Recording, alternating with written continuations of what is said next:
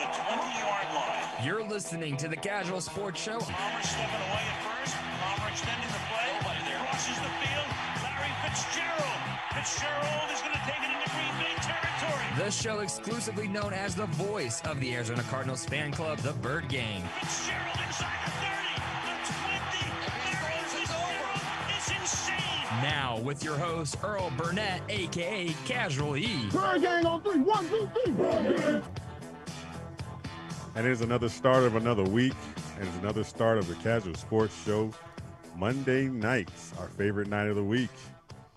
We're not recapping a Cardinal game, but at least we didn't lose this week. No losses.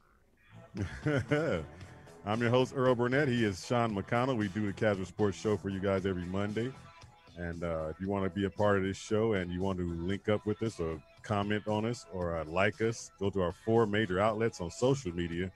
Y'all know what it is: Facebook, Instagram, YouTube, and Twitter, all with the same tag, Kazual Sportz. That's Kazual, and the Z's at the end of the word sports. Go ahead and hit us up and like us. Hit us up on our website as well at www.ksrnaz.com, hottest internet radio station growing right now.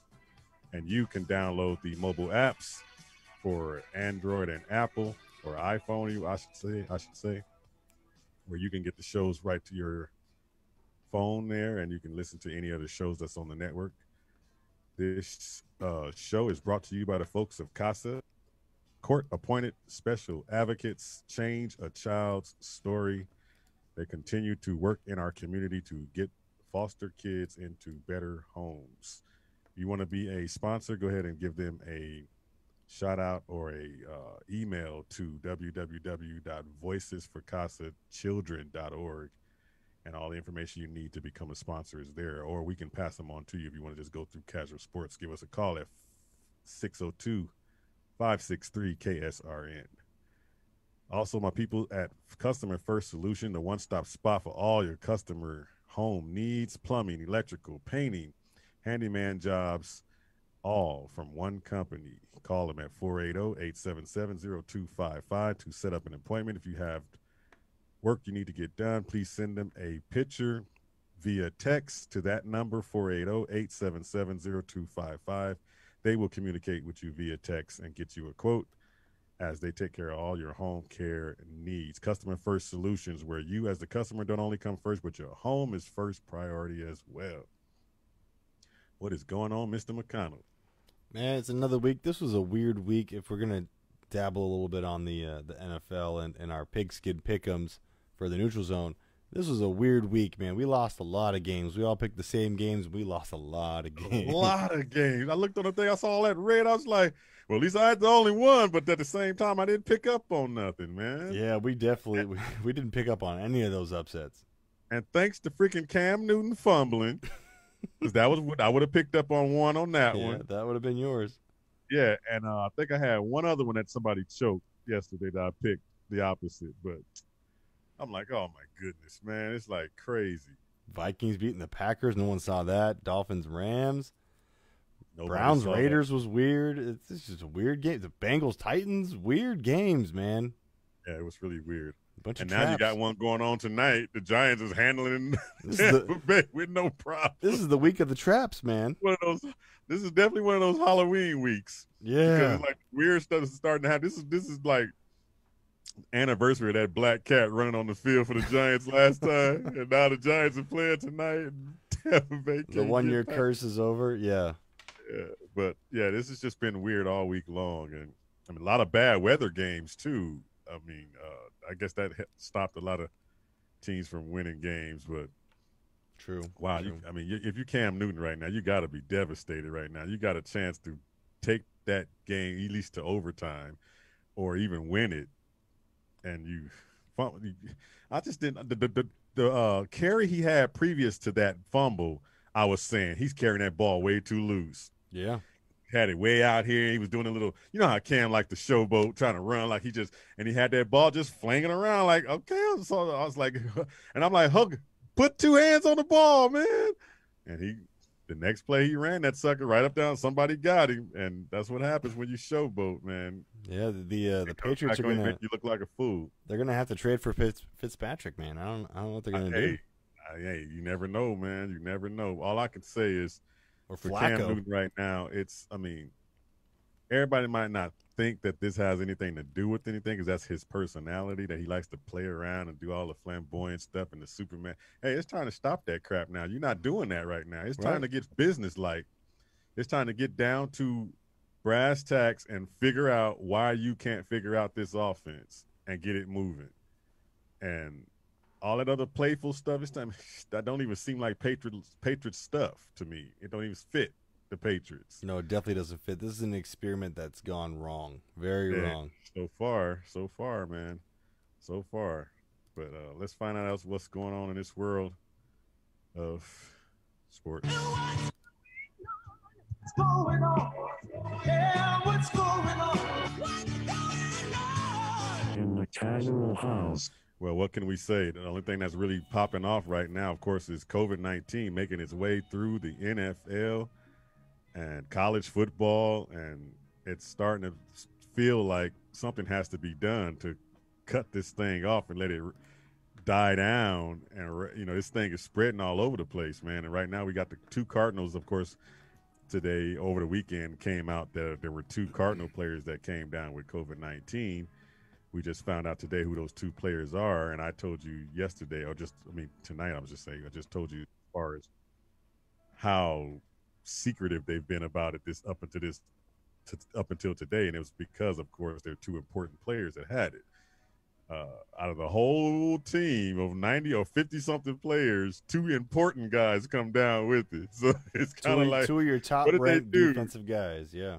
Yeah, what did they do from the time they played the last Sunday's game till this Sunday? Where'd they go and who did they come in contact with is the question. Yeah, they said the contact tracing, at least for Kennard, was really low. He didn't have a lot of interaction with people, so I guess that's a good thing. Yeah, like you said, too, these negatives are going to be coming in and out, but it's not going to mean much for the next couple of days until it gets really close, and then those tests become a lot more serious and might be a lot more telling. Right. I'm not so sure that's going to be it for this team because usually these teams, so far, we got a list of teams: Tampa Bay, Giants, Chargers, Broncos, Vikings. These Packers just now even had somebody come on. So it's like everybody has one or two people. So, which is really weird because when the Miami Marlins in baseball broke out with it, it started with one or two people. Then that ended up 23 people. Yeah. So my question is, what could be possibly happening? Is it before they get that test and they're around all their teammates and they spread it and don't know they spread it, and then their positive shows and now it's go to quarantine, but yet you've already given it to 5, 6, 7 other people that's going to pop up in the next 3 or 4 days because this thing takes 3 to 7 days to show up. So who knows? Like I said, it might be more people coming out with this thing on this Cardinal team and other teams as well. Yeah, it's definitely one of the weirdest things to have to mentally think of, right? Like, well, okay, so I got it. So now I got to think 3 to 7 days ago, what was I touching? What was I doing? Where was I? Who did I talk to? How close was I to that person? Was I outside? Was I inside? It to me? Yeah, who gave it to me? I didn't just get it from nowhere. I didn't just walk into the air and it went into my face. Yeah. Somebody had to have come in contact with you that had it. Right, and so if the whole Cardinals organization, for example, didn't have any positives, and now they have two, you're either thinking that the player got it from, say, I don't know, the gas station, or they got it from another team that maybe had it and didn't know they had it. So you can at least look. I haven't heard any news about Seattle having any positives, so it's not from the Seattle game, so you could rule out that it was player to player. It was likely from outside, maybe going to get groceries, getting something to eat. Who knows? But you just brought up another good point. Seattle might be on the list coming in the next few days. Maybe. Yeah. We don't know if they had it then. We don't know if the guys had it at the time and they passed it on to some Seattle Seahawks players. So this thing is really, really complex. And it's like there's no way for you to really actually get a hold on controlling this thing unless you do what the NBA did. That's bubble the whole thing up. And football, like we've been saying, is pretty much impossible to do logistically. But I'm pretty sure the playoffs would definitely be bubbled up somehow. They've got to look into it at least and see if it's possible, because obviously stadiums are starting to open up, and there would be an advantage. Like, so say the Cardinals get to the playoffs, right, and they host a playoff game. At this point, there's at least 4,200 now that are going to be allowed in, versus say Seattle that still allows nobody in. Right. So home field is becoming now still, it's becoming important for this fact. You would, in the playoffs, you'd have a sold out arena no matter what team it was, because it's the playoffs. But now you have two teams that will be playing, and the advantage is that they have people and you don't. Right? I mean, so if you want to make it equal, which is, the participation trophy of life now, you would definitely bubble it or try to bubble it and have a neutral site for everything. Right? But then they push it off so that the playoffs might be longer away. Teams might get a little rusty. There's other factors that will complicate that if they go that route. Right. Well, COVID-19 is definitely having its toll. I mean, definitely having its way in this whole thing. And going forward, I'm looking at our team. It's like, okay, you're saying 4,200 fans are going to be in the stands. The way this thing is spiking, even just in our city, in our state right now, they might have to rethink that, because they're already starting this toilet paper thing all over again. Have you seen all that craziness starting up again? I saw our man Anthony was talking about it, and yeah, I hope not, because I'm running low. It's starting up again, and I'm telling you, like I said on the remark to him, I said this: when the stock market and Wall Street start complaining, that's when things start moving. And right now, the Wall Street and the market is crashing right now. You know what you need because of COVID-19. You know what we all need to do is we just need to go on Amazon and buy a couple of those quick install bidets, because then you don't need the toilet paper. You know what I mean? You don't need it, right? I mean, problem solved. Not that easy to install them damn things, though. It's easy. Come on. You better have some plumbing experience or something. But just turn the water off before you turn it on. We're not. But we're not. My whole thing is everybody keeps saying. I keep hearing everybody 2020. Let's get out of 2020. We be like we're gonna be fine with 2021, because this thing ain't going anywhere. We're gonna be right in the same boat in 2021. What are we gonna do with the salary cap for football, basketball, for all these sports? What's the salary cap's gonna look like for all these teams? Yeah, with all this is a mess, man. This thing has caused some serious damage to not just sports, but period. I mean, I would imagine, like, right now, a lot of people are starting to be careless, and that's what I asked Ed and then when I was on their show last week, or they were on our show last week, and I was like, do you think that we're getting careless to the point where, like, okay, it is what it is, we're just gonna catch it, whoever catches it, whatever, in the sports world? Because look at what Turner did after the World Series. With no regard, like, whatever, and everybody was okay with it. That's what was tripping me out, is everybody would looked at it like, oh, he has COVID, but he wants to celebrate it because this is the World Series. Okay. And Dave Roberts sitting right next to the dude having come off, cancer treatments and stuff back in the past. Yeesh. It just seems like we're just getting careless now. Like, oh, we almost close to a vaccine, so let's let loose. I don't get it, man. This whole thing is just really weird to me. But I'm certain that there are some people that have that kind of who cares mentality, but I also think there's another side of that coin too, where people are like, I can't do this anymore, and they're still going to try and be as careful as they can. But now, like I tell my wife, anytime that you leave the house, it's exposure. Right. It is what it is, because you can control what's in your four walls. You can't control whatever someone's at the grocery store doing. Exactly. Or anywhere, right? But sometimes you know how it is. I got 4 kids. Right. We've been pretty much in the house since March. Almost a year. Yeah. Almost a year, almost. And we had enough. Okay, we got to do something. We got to go to the aquarium. So we went to the aquarium. Mm-hmm. And you just have to find ways to make this work, because otherwise the mental health aspect of it gets into play real quick. And we're seeing that in some numbers too, and that's scary, right? We can't live inside forever. So there is got to be some sort of, how do we do this right? Oh, no, man. I don't either.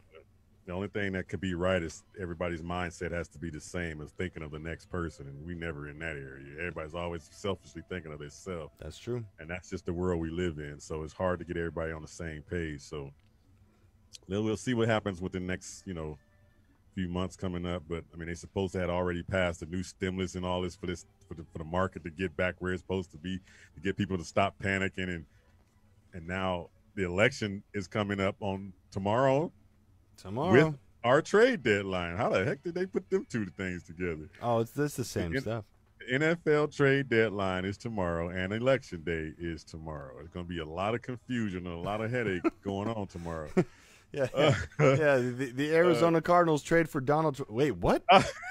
Wait, Aaron Donald or Donald Trump? What was going on? Yeah, no one knows. Everybody going to be keeping their eyes on both things. But you know what? Right. As of right now, my eyes is just going to be on the trade deadline in the NFL. I could care less what's going on with this presidential thing. We got two clowns that want it. It's the lesser of two evils. It was what we said 4 years ago. Yeah, exactly. The same thing. It's no different. It's always going to be the lesser of two evils, and right? It's going to take 3 weeks to count all the ballots, and we're never going to know. It's got nothing to do with no personal vendetta against either candidate. That's just how it is. It's going to be a cobra and a black mamba on both ends. You just got to pick which bite is lesser that you can survive, or you think you can survive. Right. And in this case, in my case, I don't even know. I'm like, okay, whatever. We'll see what happens, but it is what it is. But I'm so tired of the political stuff right now. Oh, yeah. All these people talking about we can do this for you, we can do that for you, and then not one person really caring about anything about the so-called American people. The part that I can't stand is all the political ads. It's all the ads on TV. That's the worst part. Is it's just bashing the other person. Man. It could be about this guy kicked a dog. You see him? He kicked a dog. You see that? Yeah. This guy littered. I don't care. Save it for TMZ. There's the answer why it's a choice between two lesser evils. Because if the rumors that they both are saying against each other are correct or true, then both these sides have done some bad stuff. And not just at the presidential level. We're talking also like Congress, senators, state reps, everything. All these ads are bad. All this text messages I'm getting, all the signs on the street, I'm tired of it. Get it all away. If I see this stuff on the 4th, I'm gonna be pissed. I'm tired of it. Did you get the Donald Trump voice message? No. Oh, I don't. Man, I got that as a text on my phone. Opened it up. He's talking to Arizona about we are going to be making Arizona this. The wall is almost done, and the blah blah. I just click next. All these ads. How did you get my number? Yeah, really. They sold it to him somehow. But anyway, let's get into the trade deadline because that's what's going on from the NFL. And it's usually at this point a lot of speculation, which is pretty much a rumor, pretty much. So let's find out all the rumors that's going on.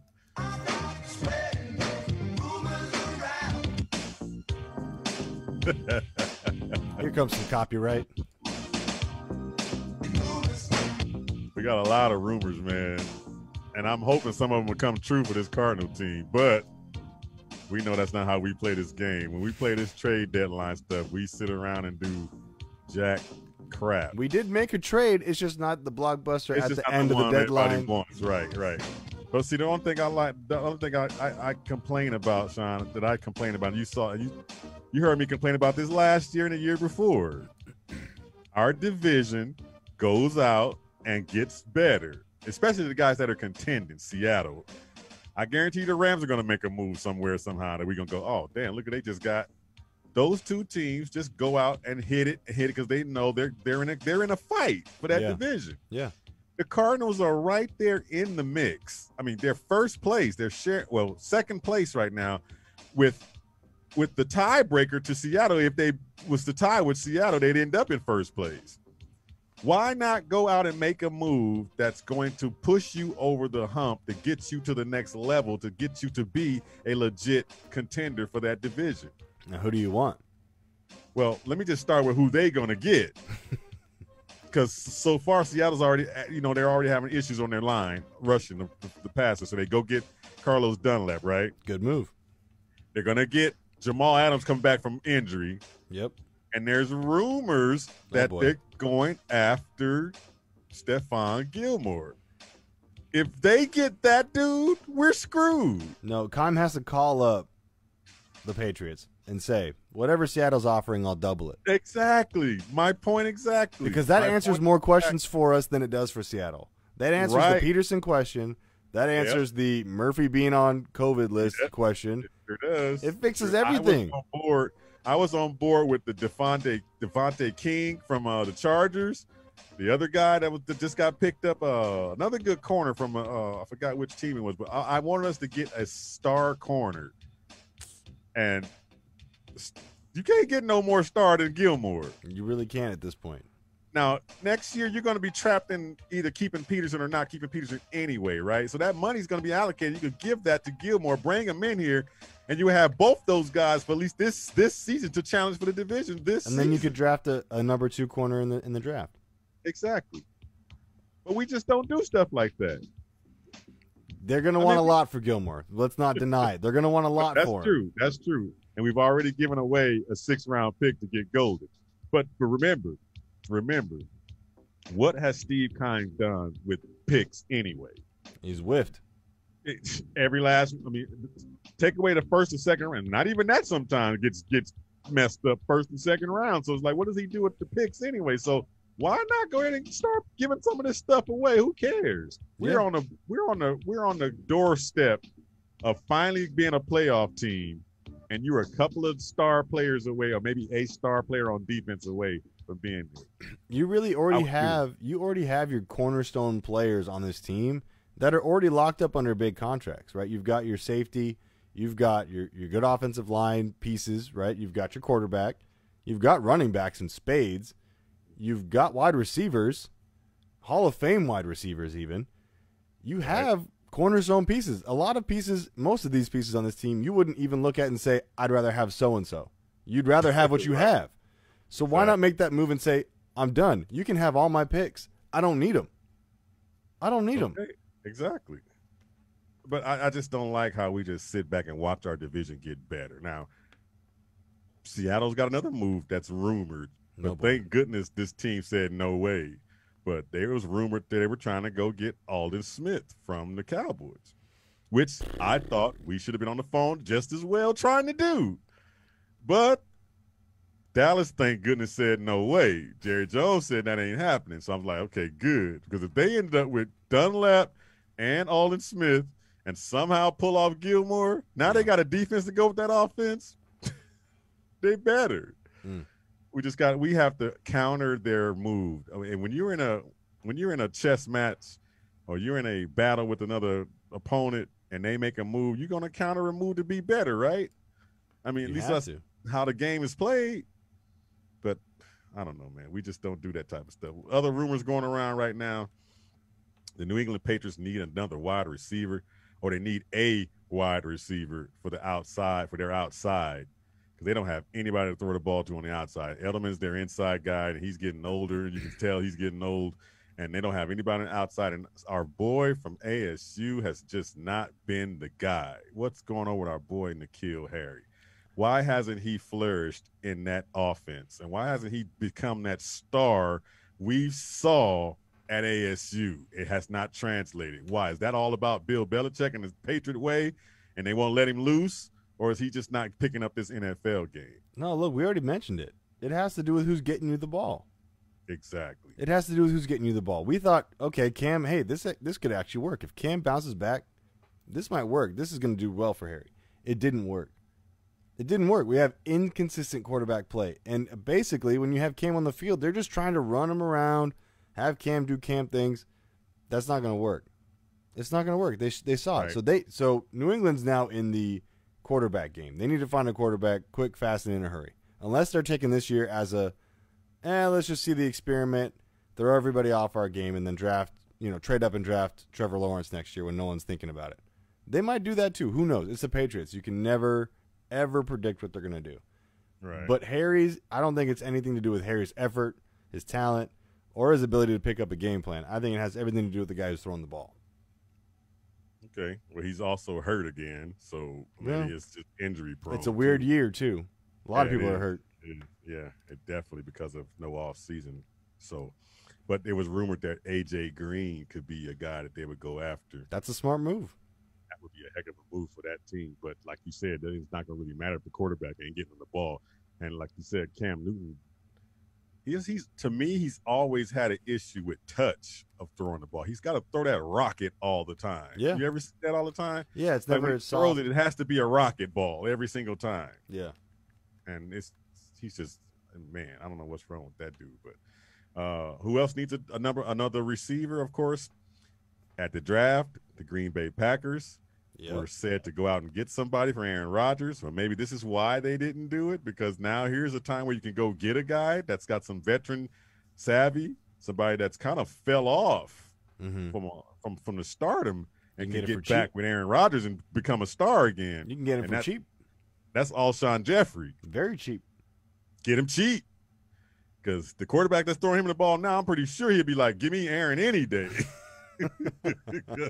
That damn Carson Wentz just frustrates. That's not even my team, but just as a football purist, just watching him play quarterback is frustrating. I'm like, the first play of that game when he got the ball, he rolled to the outside, ball's hanging loose way down at his knee, and he's trying to juke some dude, and he takes a big hit and loses the ball and fumbles it. And I'm sitting there going, throw the ball away. I'm screaming it. Throw it away. I said, this dude must love punishment. I don't get it. He got to be he's not one of the smartest quarterbacks. I want that whole division gone. I want put him down in the Pac-10. I don't care. Please. But yeah, Jeffrey would be good for Aaron Rodgers right now. And he's pretty cheap. He'd be at 7.9. Or AJ Green would be good. Either one. The Packers decide to go with that route. Right. The Steelers, of course, replaced Devin Bush. They got another linebacker for him, which is smart because they are definitely the team to beat right now. There was rumors that they were trying to get Reddick from us. Yeah.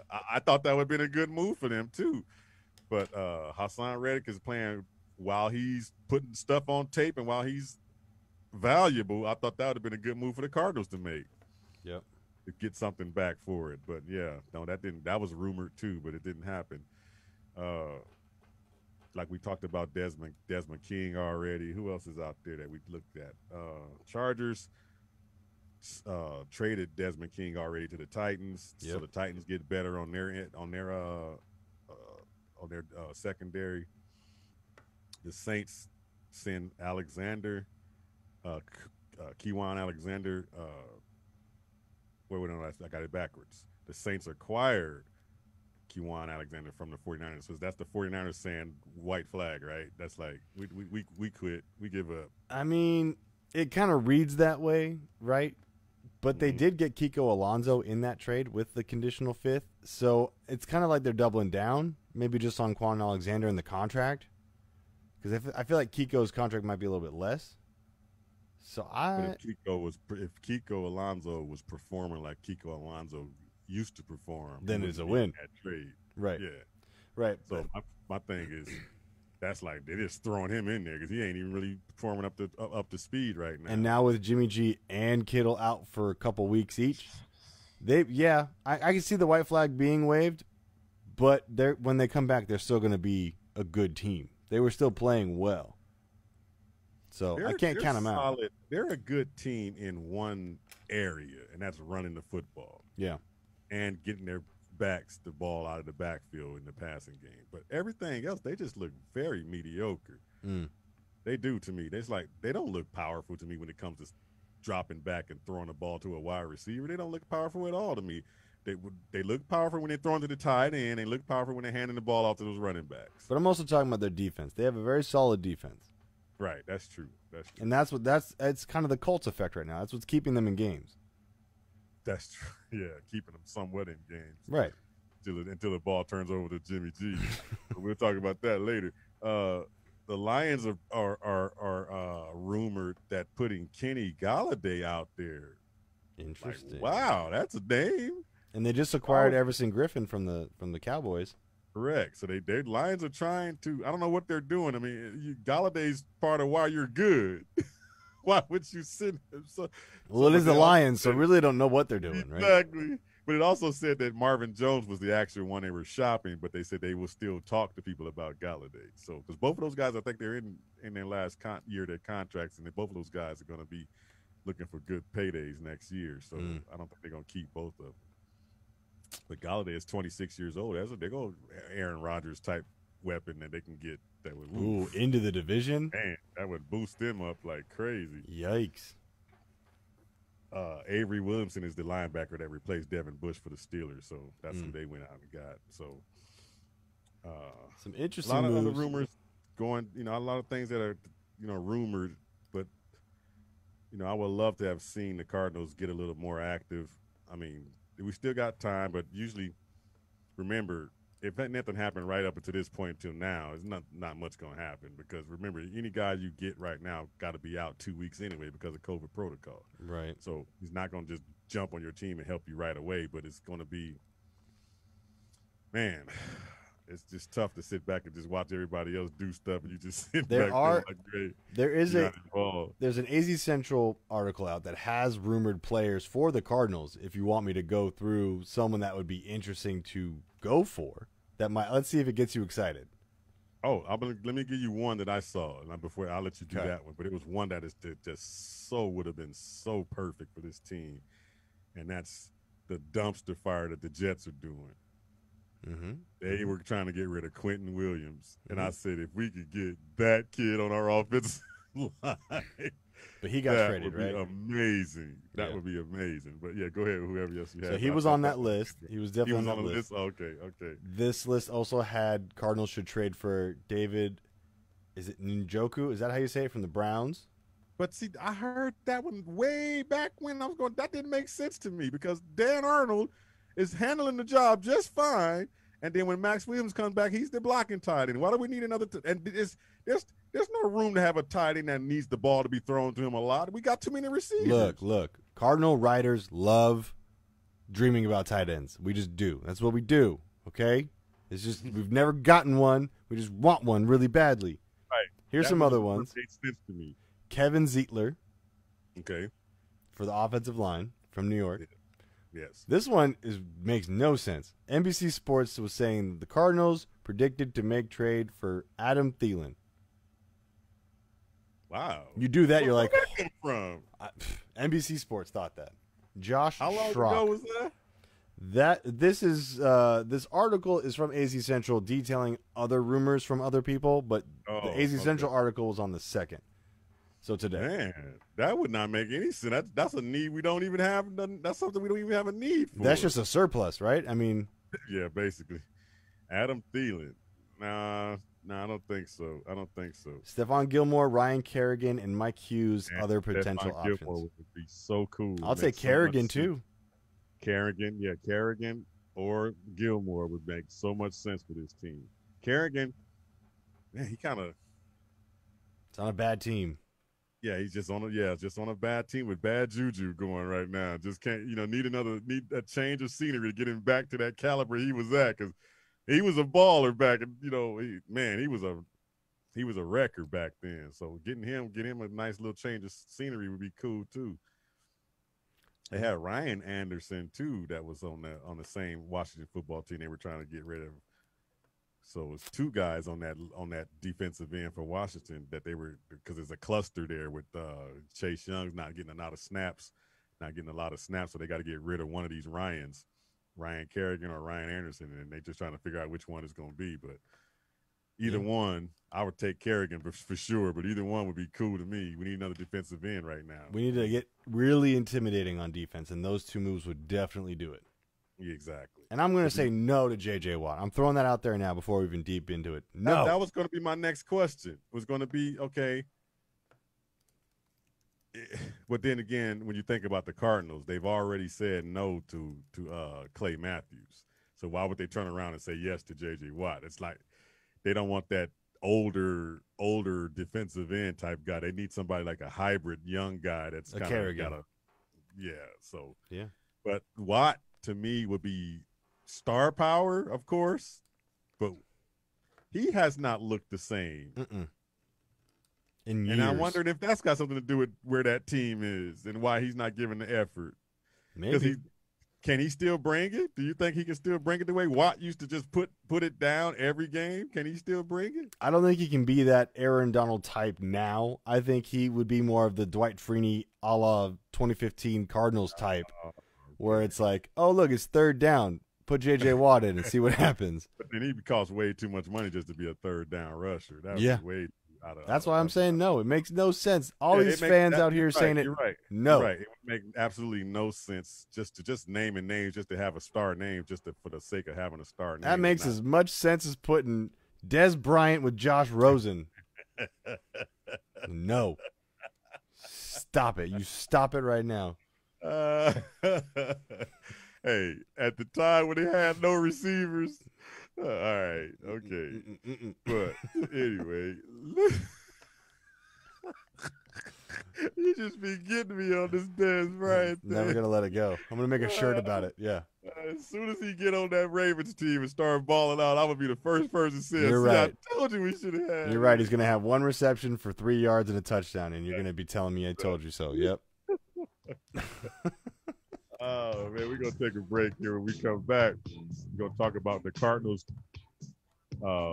division, the NFC West, where the Cardinals fare at, and where do you think they will finish at in this division? And will they be a playoff team? Stick around, Bird Game. We'll be right back. Kazual Sportz Show right here on KSRN. Earl Burnett, Sean McConnell. Stick around.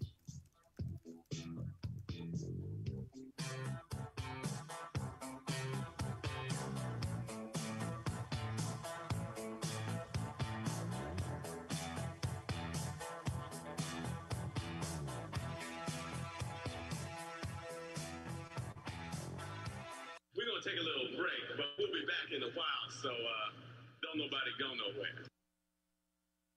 Hawk, who goes yonder? It is I, sire, Richard of Nottingham. Well, speak up, man. What is it?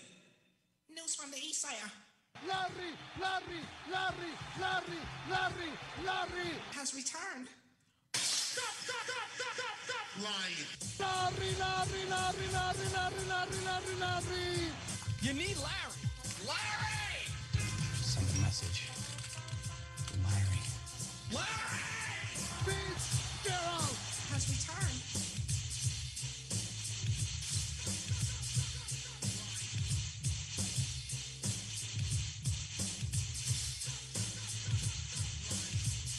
This is Larry Fitzgerald, and you listen to the exclusive voice of the Bird Gang, Kazual Sportz.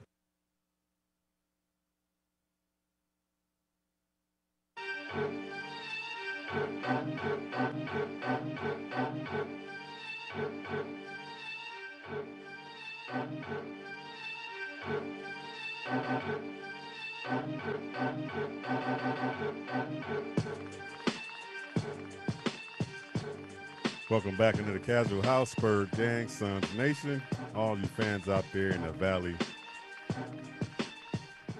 Thank you for coming into the Casual House again on Facebook Live.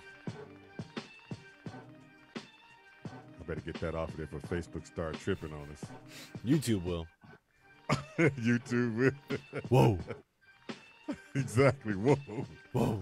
All the injuries on the 49ers is like, whoa. That's where we go.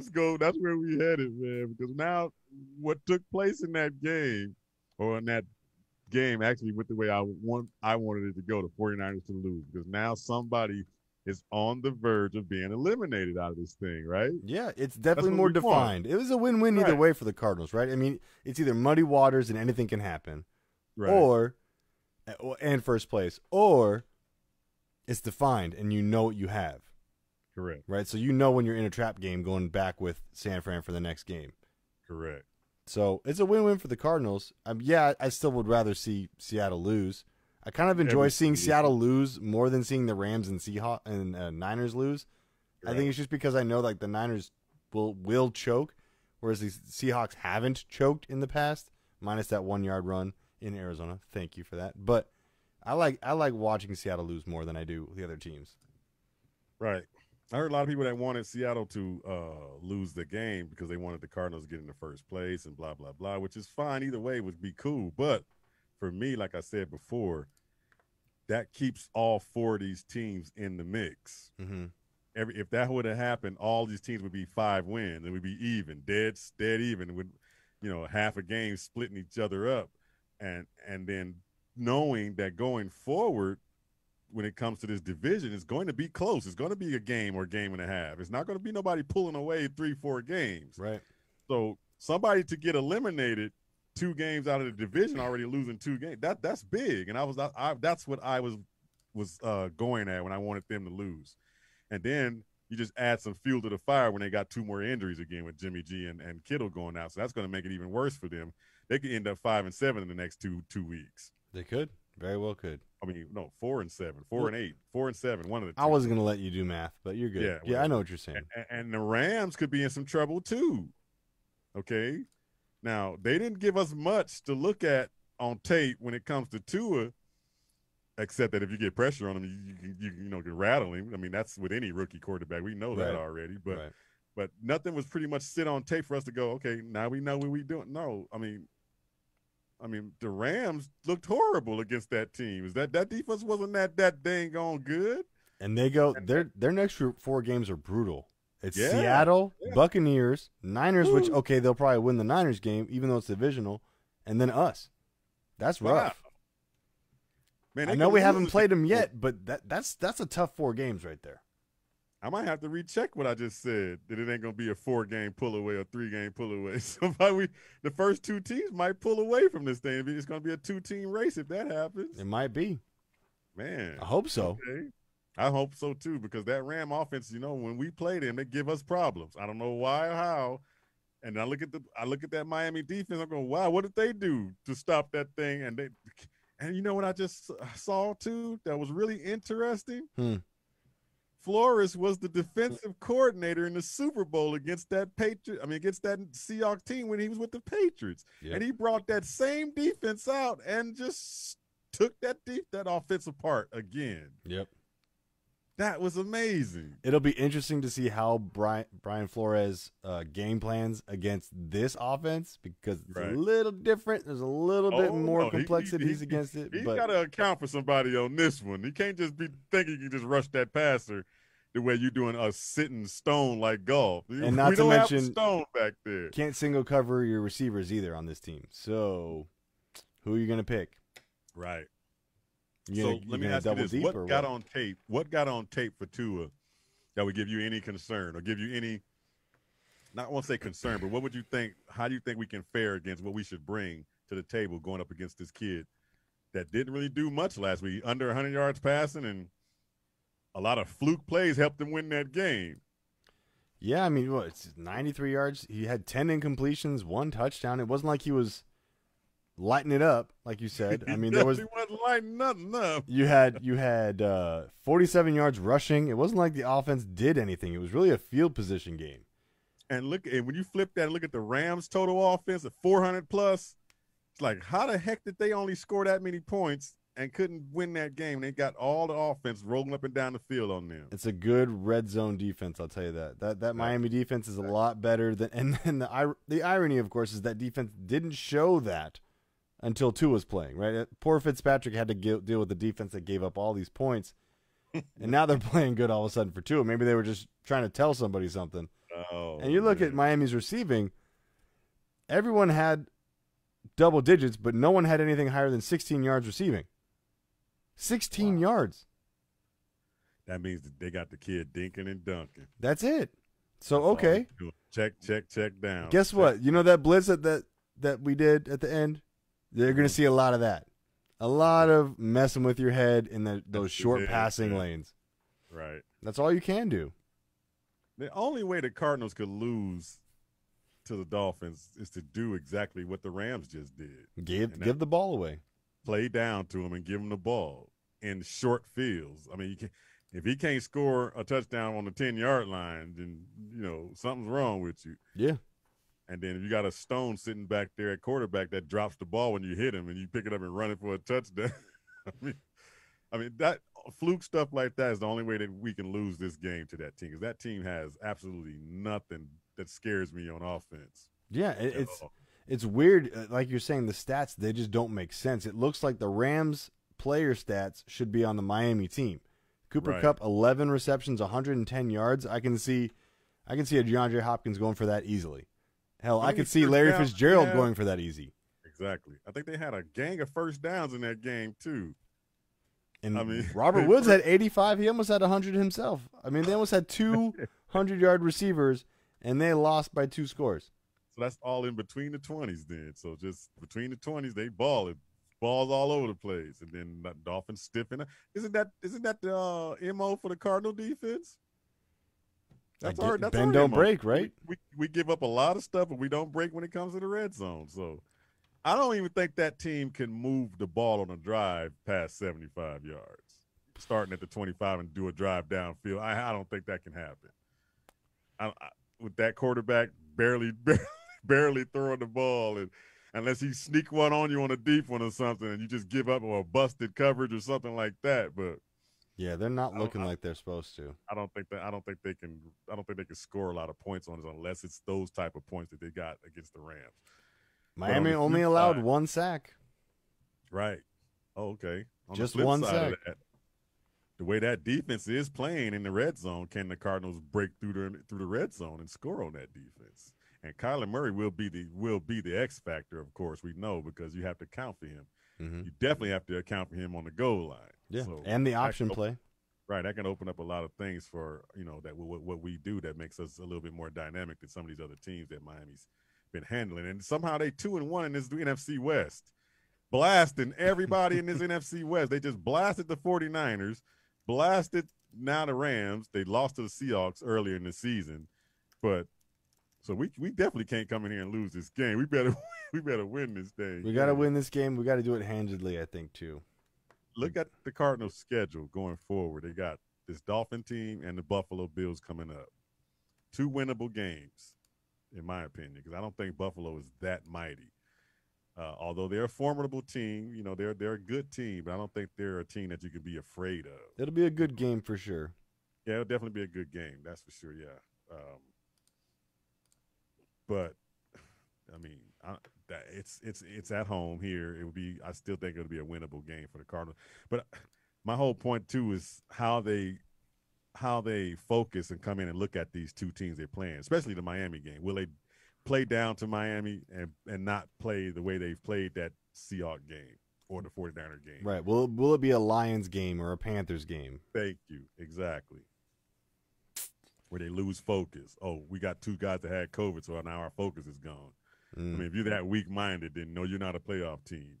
Right, and not to mention maybe smelling your stuff a little bit too much on back-to-back primetime games. Absolutely. Well, we'll see where we go. We'll see. But in the bye week, we saw some things on tape for the Miami Dolphins that's a little bit – I'm pretty sure the Kingsbury and the coaching staff will come up with something, especially to game plan for that rookie. I mean, he's definitely going to get his eyes flipped, the complex stuff coming at him, from blitzes coming from he don't know where they're coming from. Yeah. But I told everybody, if you see this kid throw the ball, have you seen him throw the ball, Tua? It's a nice ball. How accurate his ball is, how accurate the ball comes, and moving. He can throw it moving and accurately throw it. I mean, he's going to be, to me, a star player in this league. And this is the kind of Heisman matchup that it was supposed to be, right, before Tua got hurt. This was Tua and Kyler they had a lot of Heisman conversations, so this will be a very good young quarterback barometer looking forward. Yeah, that's a good point. Let's talk about our injury report, man. We're supposed to be getting some guys coming back off of IR, and they joined practice today. We saw Max Williams in practice today. We saw Golden. Well, he's not injured, but Golden got traded. New faces. In practice today. He was in practice today. Josh Morrow, welcome back. Josh Morrow, welcome back. Exactly. I did not see in practice. Who else was out? Prince was out there. Oh, was he? He was out there. Yep. Okay. Good. Drake will not make the game. His injury is better than presumed, but he will not make the Miami game still. So good news on that front, though. Yeah, that is good news that he could be back the following week. Yeah, we thought he was going to be out longer than that. It looked real bad. One shot. Yeah, Chase make it count. One shot. He can't blow it. How good did Miami do against the Rams running game? Really well. They did pretty well. Yeah. Yeah. So I'm thinking they can shut down the run. So, but when you have two different options when it comes to the run, that can open up the other option, and that's one thing the Cardinals have that of course the Rams didn't have. So, So we'll see. But here you go. What do you think, Chase? Chase is built for this, right? You think he's a 3-down back, or is he just a 3rd-down back?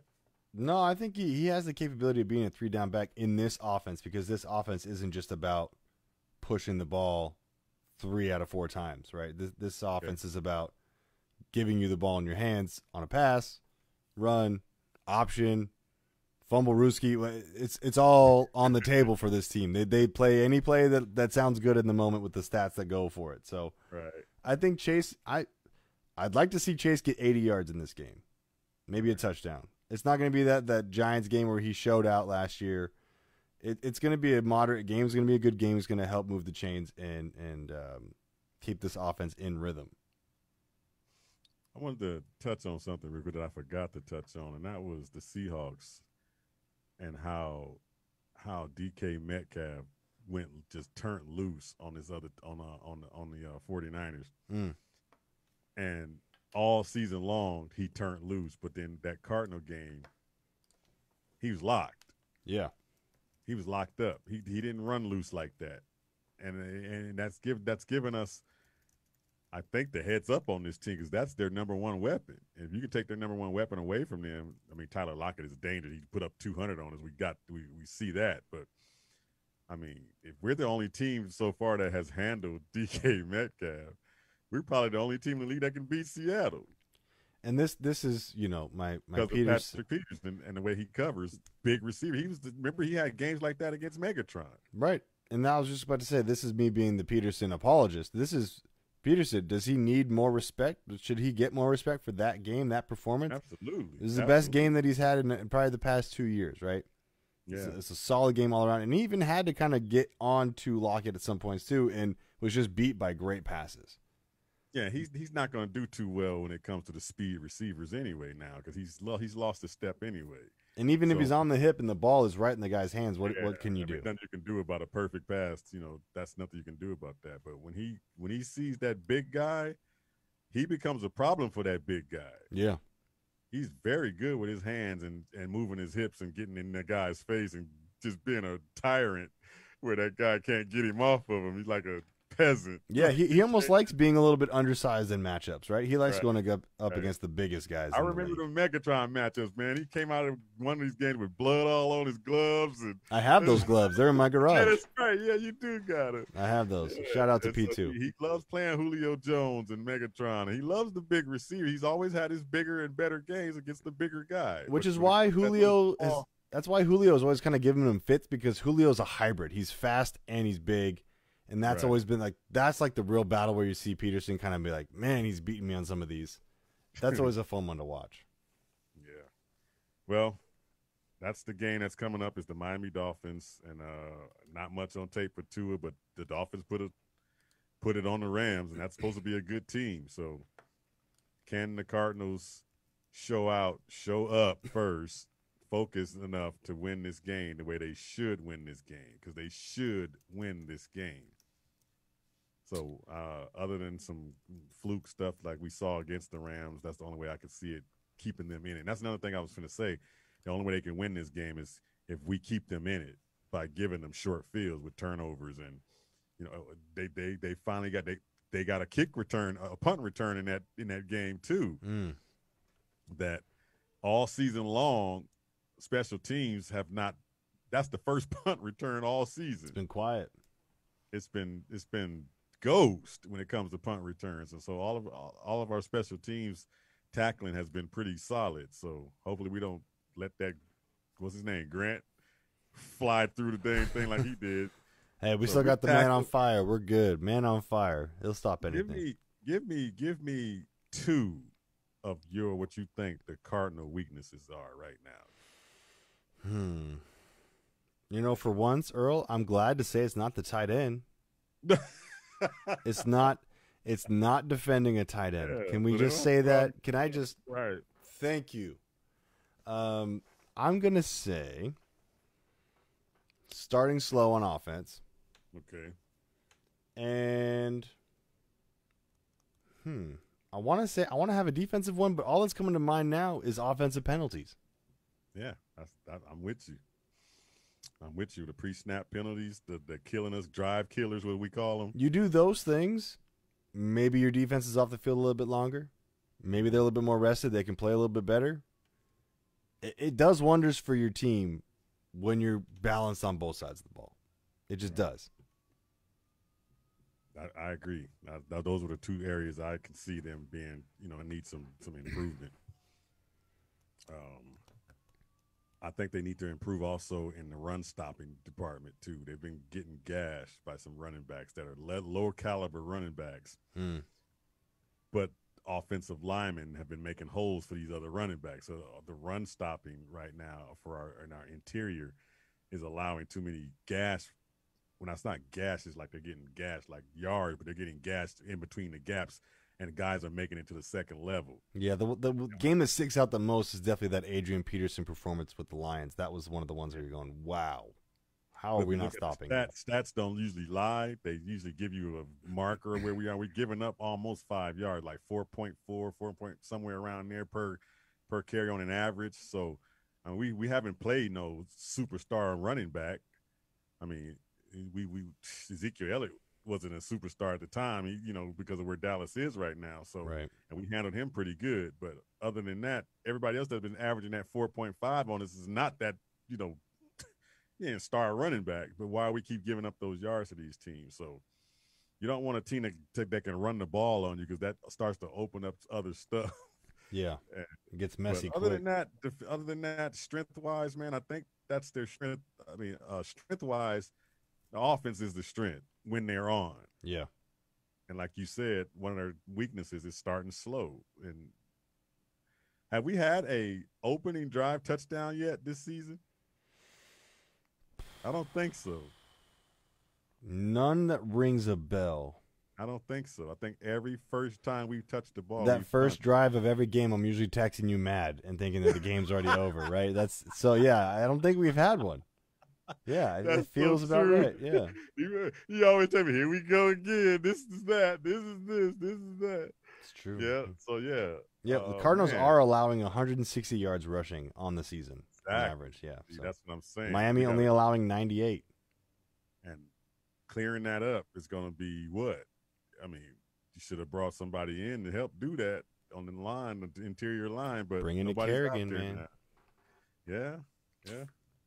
I thought they should have went and got Snacks, but he's sitting on our division opponent's practice squad, and he's gonna probably be helping them out during the playoffs. True. I'll only be happy if we get J.J. Watt. I'll be happy if we get Kerrigan too. How about that? I'll take them both, and Gilmore. Throw them all in there. Come on over, guys. Come on. Let's see it.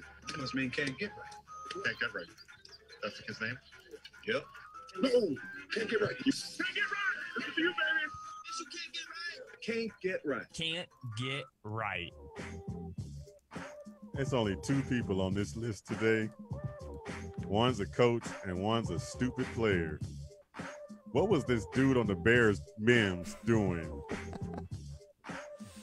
Boxing a freaking helmet.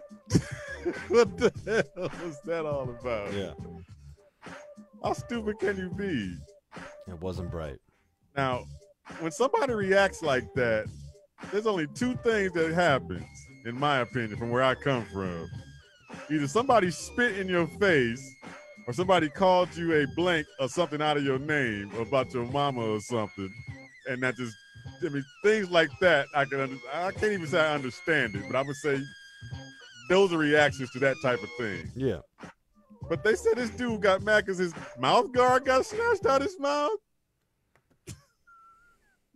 I don't get that. I don't know. This dude boxing the dude got a helmet on, just standing there like, okay, you want to put your fist in his helmet again? How's your hand feel now? And speaking of hands, another guy coming to a day press conference. This is the world of COVID-19. And you come to a press conference with Tabasco sauce on your hands and don't wash your hands. and put him in your eyes during the cup. Oh no. Dallas's defensive coordinator Nolan. Oh my gosh. Oh, he. Oh, my. Sorry, I got something. I got Tabasco sauce in my eye, dude. Come on now. I think that was a nice, good way for you to get out of that interview because they was killing you with them questions. Why this defense so damn bad? Wow. I'm gonna add the San Francisco 49ers so they can't get right. They can't get healthy. Oh man. Yeah, Jimmy G can't get right. Can't throw the ball to receivers. Man, what's up with that? I'm telling you. Is he now in the same category Kirk Cousins and that mediocre guy that you just like you think is supposed to be good and just not that good? That's Jimmy G, right? He's getting there. He's definitely getting there. Yeah. The only thing that's going in his favor is that he's in a big market. Yeah. And see, I think his coach is starting to lose some confidence in him. He ain't a franchise guy. Might not you got to dumb it down and do all this dinking and dunking. He ain't a franchise guy. I mean, he's got two weapons especially when he gets Samuel back. He's going to have two weapons out there that you better get them dudes the ball or that offense is going to stink. I mean, it's going to really be bad if you can't get the ball to those two guys. I mean, Ayuk is going to be a star. They're missing that guy that can throw the ball. Should they go out and get Matt Ryan in the trade? Wow, they might do that at the deadline. Yeah, who knows, man? Jimmy G just ain't the man.